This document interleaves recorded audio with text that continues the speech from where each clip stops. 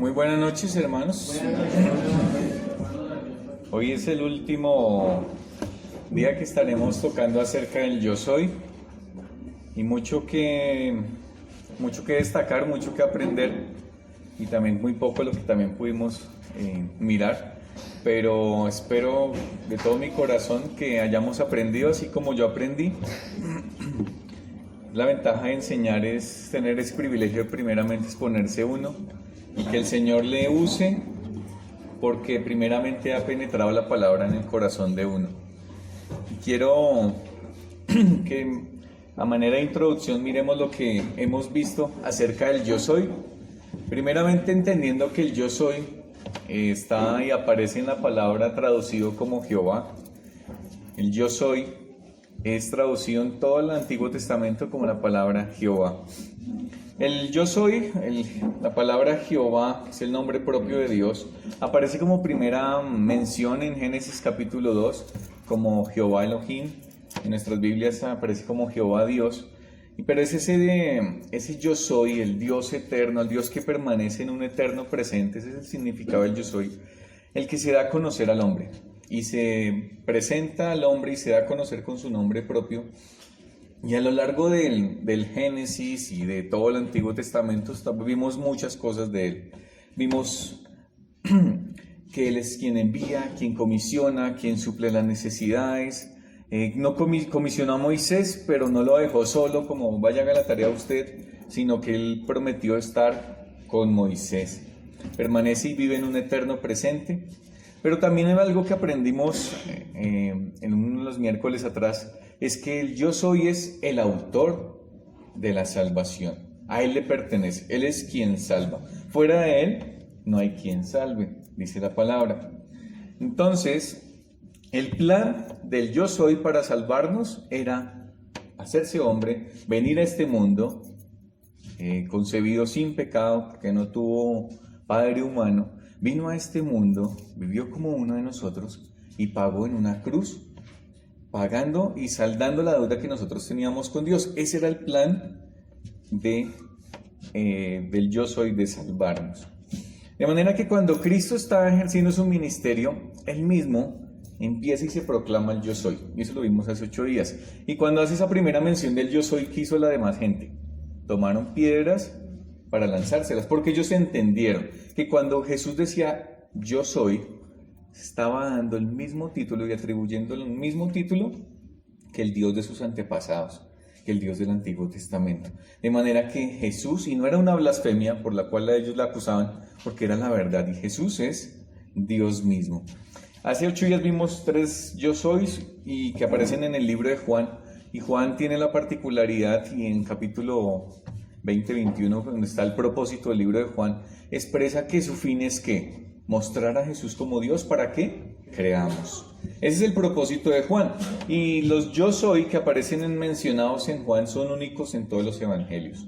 De manera que tenemos 7 Yo Soy, que Jesús mismo se presenta como el Yo Soy, igualándose a Dios, siendo el mismo Dios, mostrándose como su verdadera esencia. Y esas cualidades también nos competen y tienen algo que ver con nosotros. Nos muestran su carácter, nos muestran sus acciones y todo también en pro de aún mismo de la salvación del hombre. Entonces quiero que me acompañen a Juan capítulo 10. Juan capítulo 10, versículos 11 al 13.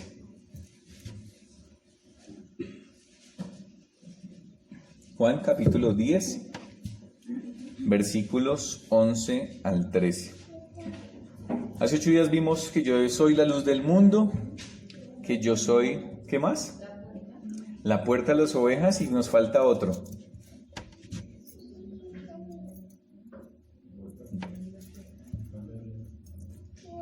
Son 7 Yo Soy. ¿Alguien se acuerda cuál es el segundo Yo Soy? La puerta es el tercero que vimos. El pan de vida. Yo soy la luz del mundo, yo soy el pan de vida y yo soy la puerta de las ovejas. Ahora, en el mismo texto que terminamos hace 8 días está el contexto de yo soy el buen pastor. Entonces vamos a leer versículos 11 al 13. Entonces hace 8 días vimos que Él era la puerta de las ovejas y ahora Él se atribuye el yo soy el buen pastor. Dice el versículo 11, yo soy el buen pastor. El buen pastor su vida da por las ovejas. Mas el asalariado, y que no es el pastor, de quien no son propias las ovejas, ve venir el lobo y deja las ovejas y huye. Y el lobo arrebata las ovejas y las dispersa. Así que el asalariado huye porque es asalariado y no le importan las ovejas. ¿Qué aprendemos aquí del yo soy? Se presenta como el buen pastor. No es un pastor cualquiera, sino es el buen pastor. Tiene un adjetivo que lo califica como algo bueno, como algo hermoso, como algo valioso. Este buen pastor, ¿qué hace? ¿Qué está mostrando aquí? Nos dice en versículo 11 que el buen pastor su vida da por las ovejas. Tiene una disposición de amor para entregar su vida por las ovejas. Sabemos de antemano que, quien dice esto es nuestro Señor Jesucristo, y también Él entregó su vida por nosotros. Y cuando llega a mi mente a Jesús entregando su vida, ¿por quién la está dando? Por nosotros. El apóstol Pablo en Romanos capítulo 5 escribe que, si alguien da la vida por un justo, listo. Cualquiera lo puede hacer, no tiene algo extraordinario. Si usted da la vida por un justo, no hay problema. Pero en la condición en que estamos nosotros, en que nacimos nosotros, ¿qué era? Éramos débiles, éramos pecadores y éramos sus enemigos. De manera que el yo soy toma forma humana y está dando su vida por sus enemigos. Entonces, cuando pensemos en Jesús como el buen pastor que está dando la vida por sus ovejas, pensemos en que está mostrando, y es la muestra más grande de amor que nosotros tenemos. El pastor preguntó ahorita a versículos hablando del amor de Dios, pero lo mejor que nosotros podemos tener de Dios para con nosotros y su muestra más grande de amor es Cristo en la cruz, entregando su vida por nosotros, quien éramos sus enemigos. Eso hace el buen pastor. ¿El asalariado qué hace? ¿El asalariado le preocupan las ovejas? No, porque es un asalariado más que gana el mínimo. No le preocupan las ovejas. ¿Qué hace el buen pastor? El buen pastor, dice el versículo 14, yo soy el buen pastor y conozco mis ovejas. El buen pastor, el yo soy, conoce a sus ovejas. Pero el versículo 14 no termina de esa manera, sino dice, y las mías me conocen. Es algo mutuo. Entonces la pregunta sería, primeramente, ¿eres una oveja? ¿Cómo es una oveja? ¿Se acuerdan del yo soy pasado? ¿Quiénes son las ovejas? Las que entran por la puerta. ¿Y quién es la puerta? Cristo. De manera que si tú eres oveja, la única manera de ser oveja es si tú has confiado y depositado tu confianza en Cristo como único y suficiente Salvador. De esa manera eres oveja. Si eres oveja, puedes conocer al yo soy. Y dice en la Biblia que el buen pastor conoce las ovejas, pero que las ovejas también conocen al pastor. De manera que para conocer a Dios tenemos la palabra. Y la pregunta sería, ¿qué tanto conocemos a Dios? ¿Qué tanto conocemos al yo soy? ¿Le conoces? ¿Eres una oveja y ya has entrado por la puerta? Si no, siempre hay oportunidad para hacerlo. Mientras estemos vivos, hay oportunidad para hacerlo. Entonces, el yo soy, el buen pastor, nos conoce. Pero también nosotros tenemos que conocerle. Y tenemos la palabra para poderle conocer y vivir una experiencia única, que es conocer al yo soy desde hoy. Desde el momento en que creímos es algo que vivimos y es por experiencia también. No es algo místico de que la vida eterna es cuando yo muera y ahí sí voy a tener comunión con Dios. No, la comunión con Dios se vive desde hoy, desde el momento en que hemos creído. Así que podemos experimentar y conocer al yo soy. Pasemos a otro yo soy.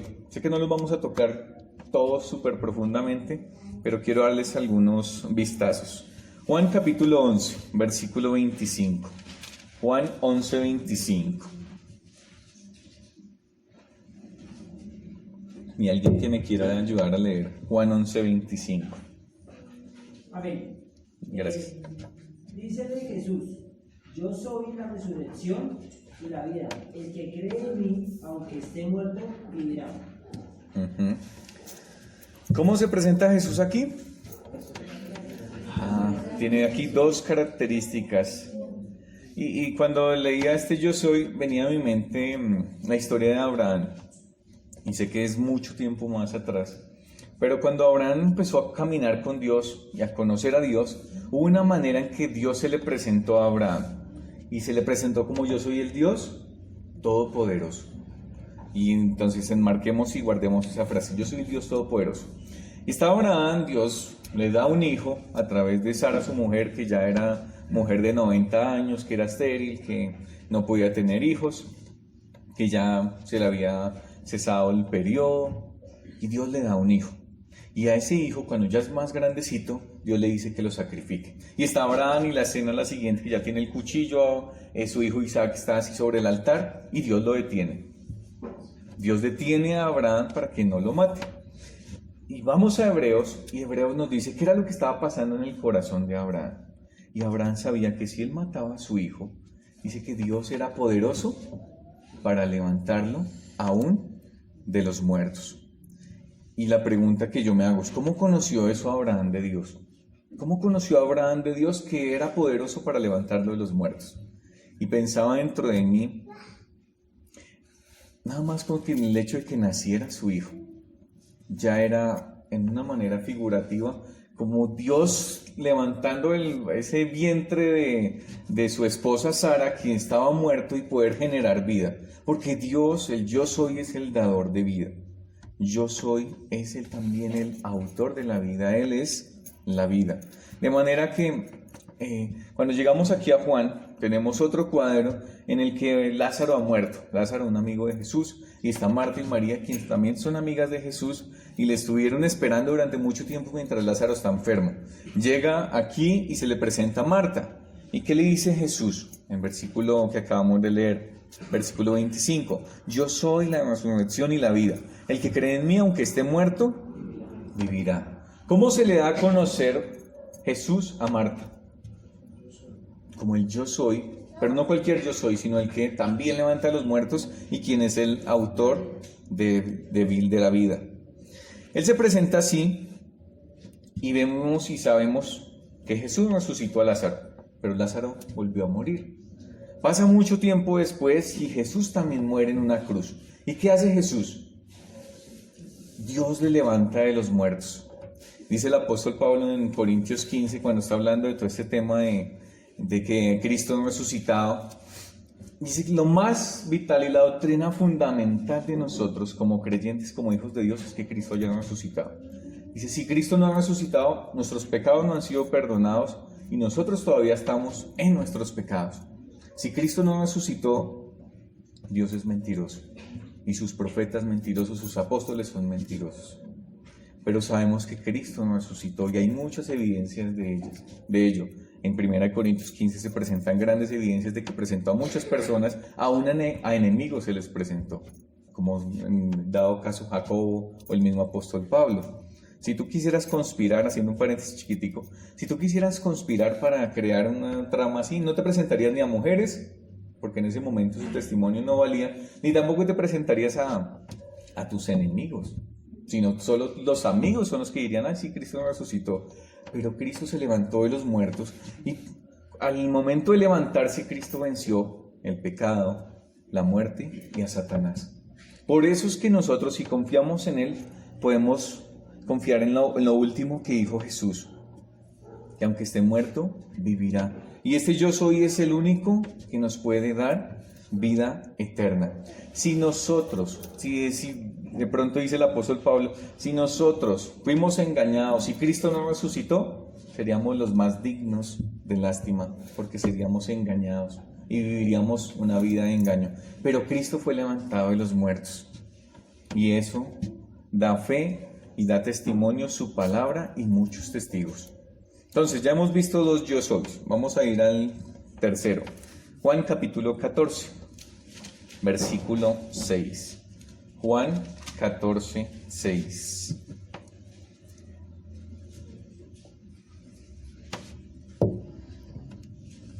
Jesús le dijo, yo soy el camino y la verdad y la vida. Nadie viene al Padre sino por mí. Yo soy el camino, la verdad y la vida. Cristo es el camino, ¿a quién? Al Padre. ¿Notan la expresión que aparece en nuestra versión Valera 60? Que dice nadie viene. Cuando yo digo que alguien viene, ¿dónde estoy yo? Cuando Jesús dice nadie viene al Padre, ¿qué quiere decir él? Que él ya está con el Padre y que él es Dios, que él es el único camino, pero también es como el destino hacia donde se tiene que ir. Entonces, nota también que el versículo nos dice yo soy el camino, no nos dice yo soy un camino.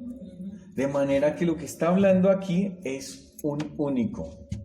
No hay muchos caminos, como dice el mundo, para buscar a Dios. No es que todas las religiones salvan, ni todas las religiones van al mismo Dios. Solo hay un único camino. Así como hubo una sola arca, como hubo una sola puerta, como solo hay una puerta de las ovejas, solo hay un camino para la salvación.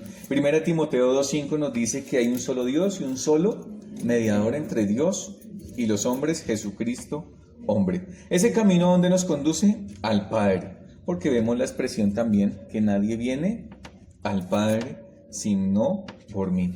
Pero también Jesús se presenta como la verdad. ¿Qué es la verdad?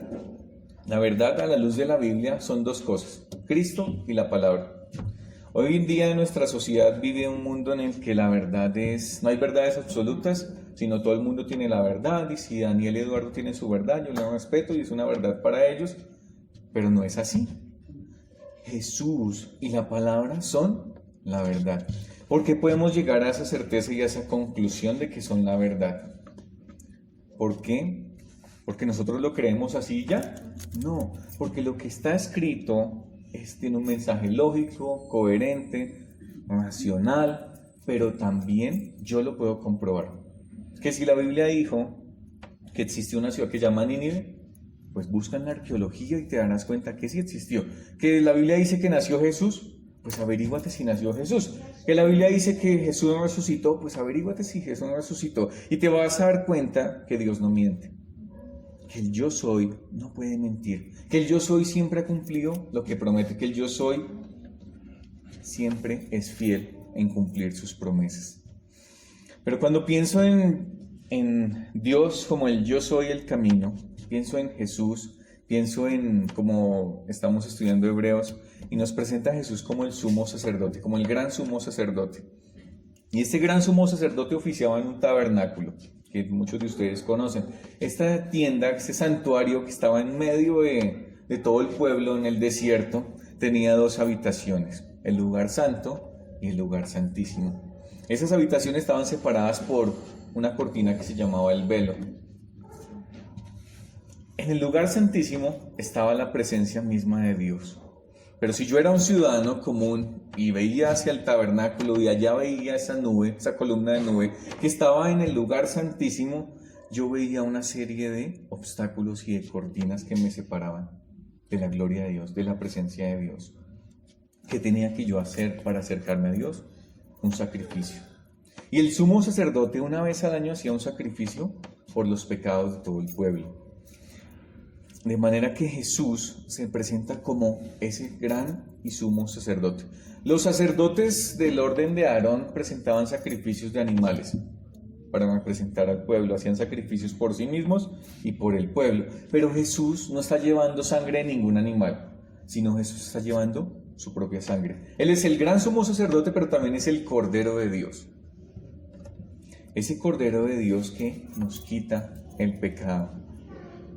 Entonces Él llevó la sangre al lugar santísimo, traspasó los cielos, dice Hebreos, pero hay algo que pasó cuando Jesús murió, algo que pasó en el templo. Ya no existía el tabernáculo, pero teníamos el templo. Y algo pasó cuando Jesús murió en la cruz. Y vemos el velo que se abrió. ¿Qué quiso decir y qué quiso mostrarnos Dios e ilustrarnos Dios con esto?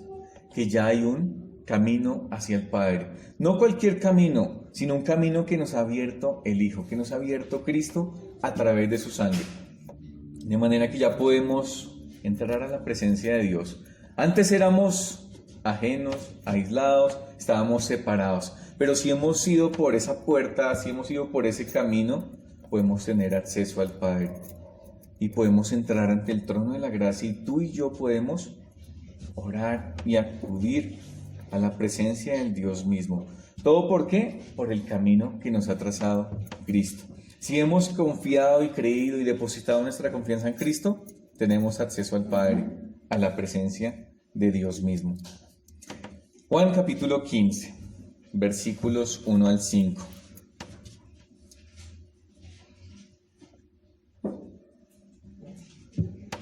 Juan capítulo 15, versículo 1 al 5. Dice así la palabra de Dios: Yo soy la vid verdadera, y mi Padre es el labrador. Todo pámpano que en mí no lleva fruto, lo quitará, y todo aquel que lleva fruto, lo limpiará para que lleve más fruto. Ya vosotros estáis limpios por la palabra que os he hablado. Permaneced en mí, y yo en vosotros. Como el pámpano no puede llevar fruto por sí mismo, si no permanece en la vid, así tampoco vosotros, si no permanecéis en mí. Yo soy la vid, vosotros los pámpanos. El que permanece en mí y yo en él, éste lleva mucho fruto, porque separados de mí, nada podéis hacer. Jesús usaba muchos ejemplos cotidianos, y uno de ellos era la figura del pastor. Ellos lo entendían muy bien porque era de su contexto, era de sus ilustraciones, era de lo que ellos veían. Y aquí usa particularmente la vid. Y sé que nosotros tal vez no estamos familiarizados con el campo y mucho menos con cultivo de uvas, que no es algo que se nos preste mucho en nuestra geografía de nuestro país, solo algunos departamentos. Pero para los que no están familiarizados, permítanme darles algunos datos. Primeramente, la vid es una planta que tiende a ser como un arbusto, no es tan grande, pero esa planta produce uvas, como ustedes ya bien saben. Entonces, Jesús se presenta como esa vid, pero ¿qué dice el versículo 1? Yo soy la vid verdadera. Resulta y pasa que en el Antiguo Testamento Dios ilustraba y mostraba a su pueblo como la vid. Pero en Isaías hay un versículo que dice que esa vid produjo frutos agrios. No era la verdadera vid que Dios quería mostrar, sino Jesús se presenta como la verdadera vid, una que va a producir un buen fruto. El pueblo, digamos, en una manera fracasó porque no pudo dar buen fruto. Y el pueblo de Israel era considerado la vid en el Antiguo Testamento. Hay muchos pasajes que se hace esa comparación con la vid. Esta planta produce uvas, pero también esta planta tiene muchas, acá lo llaman pámpanos, en otras versiones usan sarmientos, pero digamos que son ramas que producen frutas, que producen esas uvas. Entonces, dice el versículo 2, todo pámpano que en mí no lleva fruto, lo quitará, y todo aquel que lleva fruto lo limpiará para que lleve más fruto. Y aquí nos expresa una verdad, digamos que desde la parte agrícola, pero también con una verdad espiritual. ¿Qué nos dice? Versículo 2 nos dice dos cosas. Uno, que del que en mí no lleva fruto lo quitará. Resulta y pasa que los árboles, los que saben mucho de agricultura, me pueden ayudar con eso, pero los árboles tienen varias ramas, y la savia está alimentando a ese árbol para que produzca fruto. ¿Cuál es el propósito del árbol? ¿Cuál es el propósito de la vid? Pues que dé uvas. Pero si de pronto hay una rama que tiene muchas hojas, pero no tiene ninguna uva, ¿qué hace el labrador? La corta. ¿Por qué? ¿Por qué la corta? Bueno, la corta.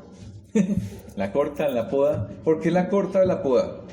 Porque está siendo inútil. ¿Por qué más la corta? Porque se está alimentando, está tomando la savia del árbol, pero los que sí están llevando fruto deberían alimentarse más para que su fruto sea más grande, pero esta rama es cortada porque no está produciendo fruto y está como alimentándose y nutriéndose, pero no está llevando fruto. ¿Quién es el labrador? El versículo 1 nos dice que es el Padre.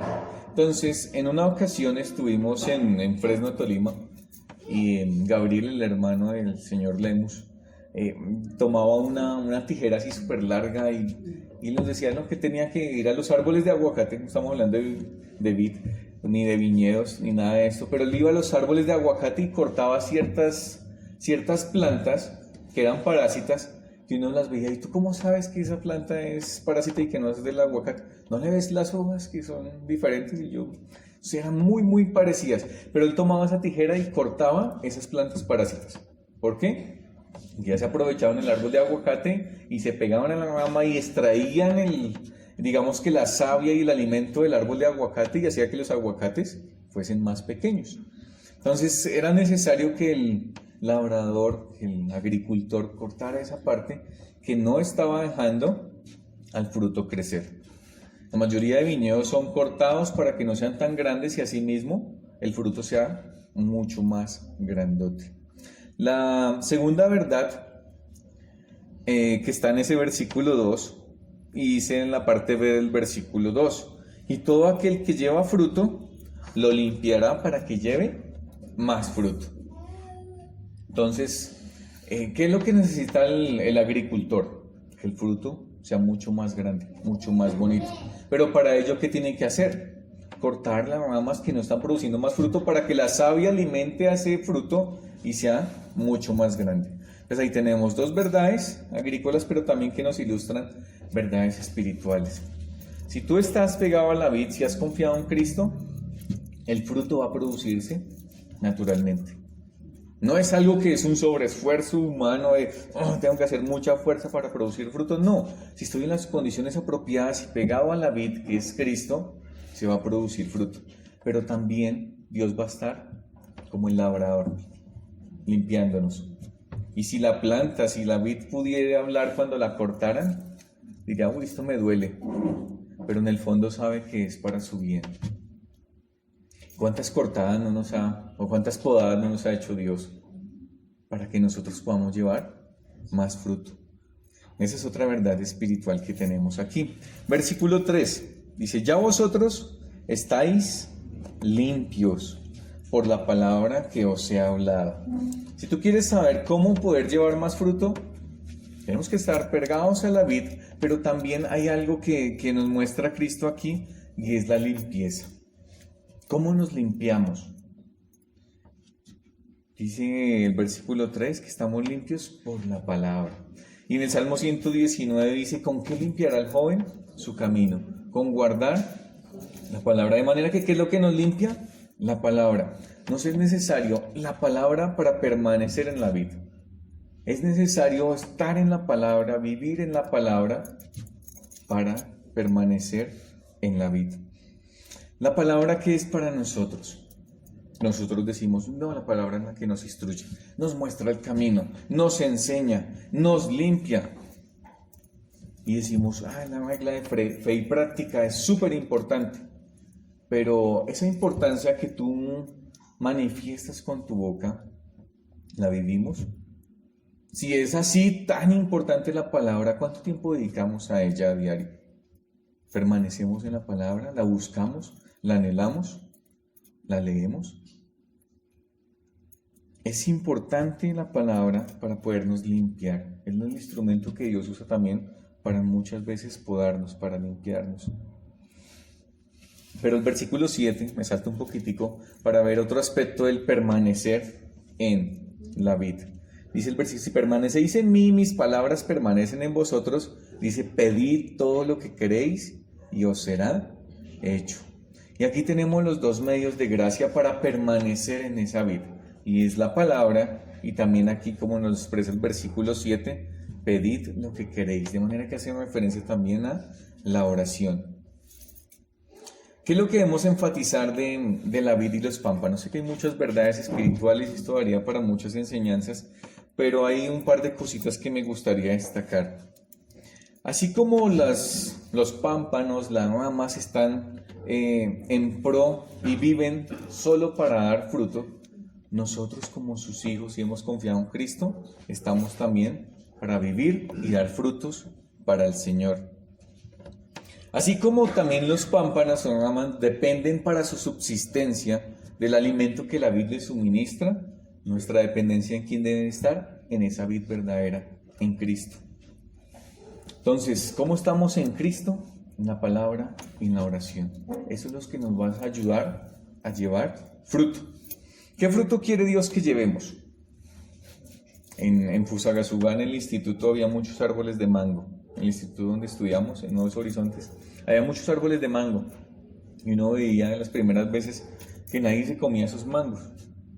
Una vez tomamos uno para hacer un jugo, y lo abrimos y picho, lleno de gusanos, súper negro por dentro y por fuera se veía bien. Y los árboles estaban enfermos, tenían, no sé qué era lo que tenían, pero estaban enfermos y producían un fruto malo. Dios no quiere que produzcamos fruto, Dios quiere que produzcamos un buen fruto. ¿Qué es el fruto? Podríamos pensar ahorita. ¿Será que el fruto es servir en muchas áreas? Y entre más áreas estoy dando más fruto. ¿Será que el fruto es no perderme ningún servicio en la iglesia? ¿Sabes qué es el fruto? El fruto es una relación con el Señor que va a salir y va a relucir. No estoy diciendo que el servicio es malo ni que el congregarse es malo, sino que todo eso va a ser natural, va a ser algo que se anhela, va a ser algo que se va a dar, es algo natural. Pero ¿sabes qué es el fruto? Lo que Dios quiere formar en nosotros es carácter, el carácter de Cristo. ¿Cuál es ese fruto? Y si vamos a la Biblia vemos que el fruto del Espíritu Santo es amor, gozo, paz, paciencia, benignidad, bondad, fe, mansedumbre, dominio propio, templanza. Dios quiere que mostremos ese carácter. Pero ese carácter no se vive acá en este contexto únicamente. Aquí todos nos vemos bonitos, gorditos y muy bonitos, pero el carácter de Cristo se vive en nuestra casa. ¿Cómo trato yo a mi esposa? ¿Cómo trato a mis hijos? Se vive en el trabajo. ¿Cómo yo me someto a mi jefe? ¿Cómo yo me comporto con mis compañeros? ¿Hablo mal de ellos? Aquí podemos ser muy santos, pero la vida y el carácter de Cristo también se debe vivir y ese fruto se debe mostrar también allá afuera.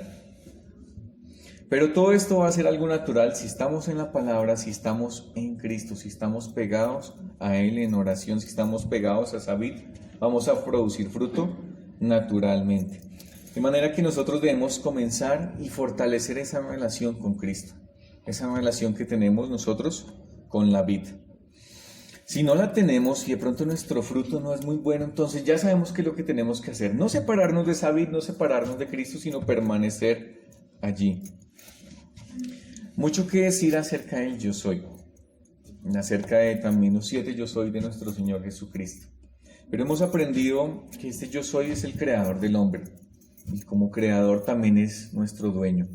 Le pertenecemos a Él, pero también Él es autoridad sobre nosotros. Y cuando creó a Adán lo puso en el huerto, vio sus necesidades también, vio las necesidades de Adán y las suplió, pero no las suplió conforme a la idea de Adán, sino conforme a su idea, y le suplió una mujer. Vemos al yo soy también que enseña, al yo soy que envía, al yo soy que envió a Moisés, pero no lo comisionó solo, sino le dijo, yo estaré contigo. Ese es el mismo yo soy que nos comisiona también para ir y hacer discípulos a todas las naciones. ¿Por qué? Porque Cristo va a estar ahí a nuestro lado. Vemos al yo soy como el autor de la salvación, quien decidió hacerse hombre para salvarnos. Vino Jesús, quien es Dios mismo, y ese yo soy se presentó como la luz del mundo, como el pan de vida, como la puerta de las ovejas, como el buen pastor, como el que da vida, como el que resucita de los muertos, pero también como la vid verdadera. Entonces a quien nos salvó sin merecerlo, es a quien debemos dar gloria. A ese yo soy que permanece en un eterno presente. Vamos a orar. Gracias, papá, por la bendición que nos permites de conocerte a través de tu palabra. Gracias por vivir en ese eterno presente, en que eres el mismo, no cambias, es el mismo Dios de Abraham, de Isaac, de Jacob, nuestro mismo Señor Jesucristo que vivió hace muchos años y se hizo como uno de nosotros, pero es el Dios que podemos conocer hoy, con el cual nos podemos vincular por el sacrificio de Cristo en la cruz. Gracias, Padre, por tu palabra, por todos estos yo soy que nos muestran tu carácter, tus hechos, tus actos, y te podemos conocer a través de ella, oh Dios. Te damos a ti la gloria por siempre en Cristo Jesús. Amén.